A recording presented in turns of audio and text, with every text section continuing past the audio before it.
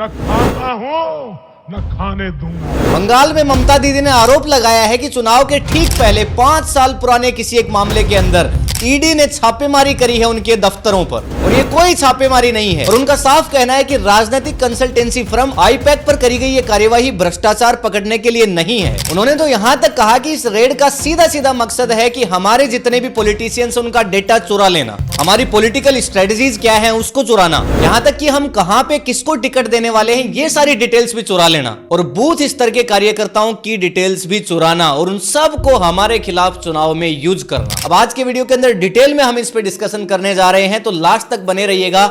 Conclusion निकालने का प्रयास करेंगे कि क्या सच है क्या झूठ है। दरअसल देखा जाए तो ये रेड अपने आप में ऐतिहासिक बन गई, और इसको ऐतिहासिक बनाने का काम किया बंगाल की मुख्यमंत्री ममता बनर्जी ने। अब आप सोच रहे होंगे ऐसा कैसे, तो कौन मुख्यमंत्री है भाई सीधे सीधे रेड के बीच में पहुंच जाता है, और इतना ही नहीं वहां से कुछ चीजें लेकर के बाहर भी आता है। आईपैक के दफ्तर में रेड चल रही थी, सीएम ममता बनर्जी वहां पहुंचती हैं, खुद अंदर जाती हैं, फाइल और हार्डवेयर लेकर के रेड के बीच में बाहर आ जाती हैं, और बाहर आकर जो उन्होंने मोदी और शाह पर हमला बोला है आप कल्पना नहीं कर सकते। The candidate list, the party strategy, the party plan. Is it the duty of the ED and Amit Shah, the nasty home minister, the naughty home minister who cannot protect the country and is taking away all my party documents? उन्होंने साफ साफ कहा बाहर निकलते ये लोकतंत्र को खत्म करने की साजिश है। ये साफ दिखा रहा है कि बीजेपी ने बंगाल के अंदर अपनी हार को स्वीकार कर लिया है। कोलकाता के अंदर तो प्रोटेस्ट स्टार्ट हो गए, टीएमसी के नेताओं ने जमकर धावा बोला, और धावा किस पर बोला? अमित शाह जी के निवास पर, क्योंकि उनका मानना था कि ये सब कुछ करने धरने वाले हैं अमित शाह।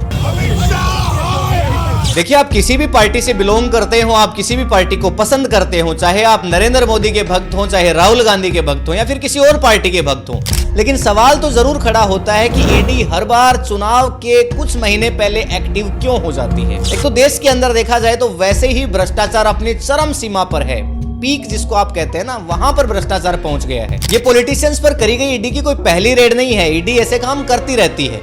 ईडी की लगभग 98% रेड जो है वो विपक्ष के नेताओं पर होती है, और टाइमिंग चुनाव के जस्ट पहले, और बाकी जो 2% रेड होती है उनमें से कोई 0.01% रेड ऐसी है जिनके कंक्लूजन्स निकलते हैं, अपराधियों को सजा मिलती है। बाकी क्या लगता है आपको आईपैक फर्म के ऊपर रेड क्यों हुई होगी? अच्छा ये तो पता है ना कि आईपैक है क्या, नहीं पता तो मैं बता देता हूँ। और ऐसा क्या माजरा था, ये फर्म इतनी खास क्यों है कि ममता बनर्जी को खुद जाना पड़ा रेड के बीचों बीच बचाव करने के लिए। चुनाव तो किसी न किसी तरह से बीजेपी को जीतना है ना वहां, और अमित शाह खुद देख रहे हैं वहां पे सारी स्थितियां, और मोटा भाई का दिमाग तो आप लोग जानते ही है ना कैसा दिमाग है उनका। इस बार तो बेचारे गोदी मीडिया को भी नहीं बख्शा जा रहा है, सीधा सीधा लपेट लिया गया है। वो अर्नब गोस्वामी जो आजकल सुधर चुके हैं बेचारे, उनके रिपब्लिक चैनल को खुलेआम ममता बनर्जी ने दलाल कह दिया। सोचे कितनी बड़ी बात है। खैर भारत में सच बोलना अभी तक कोई गुनाह नहीं है, लेकिन फिर भी डायरेक्टली आप किसी को ऐसा कैसे कह सकते हो? और कोई भी कहे, लेकिन मुख्यमंत्री सीएम पद का आदमी पहली बार ऐसी बात कर रहा है कहीं। आज से पहले ये बातें होती आई हैं कि गोदी मीडिया है, दलाल पत्रकार हैं, लेकिन ये सब बातें सिटिंग चीफ मिनिस्टर ने पहले कभी नहीं करी, तो अपने आप में ये बात खास तो है। खैर आपको आईपैक फर्म का इतिहास बताता हूँ, थोड़ा सुनिए। प्रशांत किशोर का नाम तो आप लोगों ने सुना होगा, खैर उनको कौन नहीं जानता चुनाव हारने के बाद। 2013 के अंदर उन्होंने सीएजी की स्थापना करी थी, और उद्देश्य था नरेंद्र मोदी जी के 2014 के चुनाव अभियान को एक तरह से मजबूत बनाना, और वो ऐतिहासिक जीत तो आपको याद ही है बीजेपी की। उसके बाद सीएजी का नाम बदलकर इंडियन पॉलिटिकल एक्शन कमेटी कर दिया गया था, और यही मतलब होता है आईपैक का, यानी कि प्रशांत किशोर के द्वारा बनाया गया संगठन। कहा जाता है कि प्रशांत किशोर दूसरों को चुनाव जिताने में माहिर हैं, खुद का चाहे जो भी हाल हुआ हो। और इनिशियल फेज में प्रशांत किशोर ने अहम भूमिका निभाई थी इस संस्था में। हालांकि 2021 में प्रशांत किशोर आईपैक से अलग हो गए थे, उन्होंने खुद राजनीति में आना चूज कर लिया था, लेकिन पिछले 10 साल कम नहीं होते हैं, चुनावों को पूरी तरह से आईपैक ने बदल करके रख दिया है। दरअसल कुछ चीजें हैं जो इनके पास बहुत कमाल की, फील्ड के सर्वे, डेटा एनालिसिस, टारगेटेड मैसेजिंग, बड़े पैमाने पर वॉलंटियर नेटवर्क, ये सब चीजें थोड़ा बहुत तो सही, लेकिन चुनाव के नतीजों को बदलने की क्षमता जरूर रखती है। दरअसल आईपैक का काम चुनाव को जिताना है। अब उनका जो भी कस्टमर है, उसकी जो भी आइडियोलॉजी हो, इस बात से उनको कोई फर्क नहीं पड़ता, सीधा है पैसा आना चाहिए इस संस्था के पास। और ये आईपैक ने केवल नरेंद्र मोदी जी के लिए काम नहीं किया। 2015 में नीतीश कुमार, 2017 में अमरिंदर सिंह, पंजाबी के अंदर राहुल गांधी, 2019 में आंध्र प्रदेश में वाईएसआरसीपी, 2020 में दिल्ली में आम आदमी पार्टी, और 2021 में तमिलनाडु के अंदर डीएमके। आईपैक ने लगभग सबके साथ काम किया है। अब कौन जीते कौन हारे इसका अंदाजा आप लोग लगा लीजिए। लेकिन टीएमसी के लिए ये फर्म बहुत खास है क्योंकि इनका जो रिश्ता है वो चाय और गुड़ जैसा है। दरअसल टीएमसी ने बंगाल में बीजेपी को धूल चटाई थी, उसका एक बहुत बड़ा कारण था आईपैक फर्म का उनके साथ खड़े होना। और बात यहां तक नहीं है, वो इस चुनाव के अंदर भी ऐसा ही कर रहे हैं। तो क्या इसलिए नरेंद्र मोदी जी ने कहा कि जाओ ईडी रेड मारो इन लोगों पर, क्योंकि ये लोग मिलजुल करके बंगाल में बीजेपी को हराने की साजिश कर रहे हैं। देखिए 8 जनवरी को सुबह 6:05 पर सुबह सवेरे ईडी की टीम आईपैक के ऑफिस पहुंचती है। कुछ देर बाद ये लोग प्रतीक जैन के घर भी पहुंचते हैं, ये उन्हीं का आदमी है आईपैक का। लेकिन वहां जाकर के ऐसा तो है नहीं कि सीधे रेड मार दी, ऑफिशियल रीजन तो देना होता है ना। उन्होंने जाकर के कहा कि कोयला घोटाले का मामला है, कई करोड़ रुपए आईपैक को भेजे गए हैं किसी घोटाले वाले आदमी के द्वारा। अब वो अलग बात है ईडी को पूरे 5 साल के बाद इस केस की याद आती है, या चुनाव आने वाले हैं, या फिर ये भी हो सकता है कि ईडी की अंतरात्मा जाग गई हो, जितने भी पेंडिंग केसेस है उनको निपटाने का फैसला किया गया हो। लगभग 11:30 के आसपास कोलकाता के पुलिस कमिश्नर लाउडन स्ट्रीट पहुंचते हैं, जहां की प्रतीक जैन का घर है। और अगले आधे घंटे के अंदर ममता बनर्जी भी वहीं पे पहुंच जाती है। वो सीधे अंदर जाती है और वहां से एक फोल्डर, हार्ड ड्राइव और लैपटॉप उठाकर बिना छिपे खुलेआम सीधे बाहर निकलती है। पीठ दिखाकर नहीं आई है, सीना दिखाकर आई है, 56 इंच वाला। बाहर आकर के उन्होंने कहा कि ये सामान मेरा है, मैं इसको ले जा रही हूँ। और उसके बाद उन्होंने अमित शाह और मोदी पर ताबड़तोड़ हमला शुरू किया। Party hard list, the candidate list, the party strategy, the party plan. Is it the duty of AD and Amit Shah, the most nasty home minister, the naughty home minister who cannot protect the country and he is taking away? उन्होंने साफ साफ आरोप लगाया कि IUPAC और हम लोग मिलकर के काम कर रहे हैं, चुनाव लड़ रहे हैं बीजेपी के खिलाफ बंगाल में, और बीजेपी हमारे पॉलिटिशियंस का डेटा चुराना चाहती है, जो कि वीडियो के अंदर पहले ही मैं बता चुका हूं कि कैसे कैसे हमारे खिलाफ उनको यूज करने की साजिश है इनकी। केवल इतने से काम नहीं चला, ममता बनर्जी लगभग 3.5 घंटे तक धरने पर भी बैठी और करीब करीब शाम 5:30 बजे ईडी की टीम है वो आईपैक के ऑफिस से वापस चली गई। लेकिन शायद तब तक बहुत ज्यादा देर हो चुकी थी। ममता बनर्जी ने इस मुद्दे को पूरी तरह से पॉलिटिकल बना दिया था। जादवापुर बस स्टैंड से लेकर हाजरा क्रॉसिंग तक एक रैली भी निकाली गई।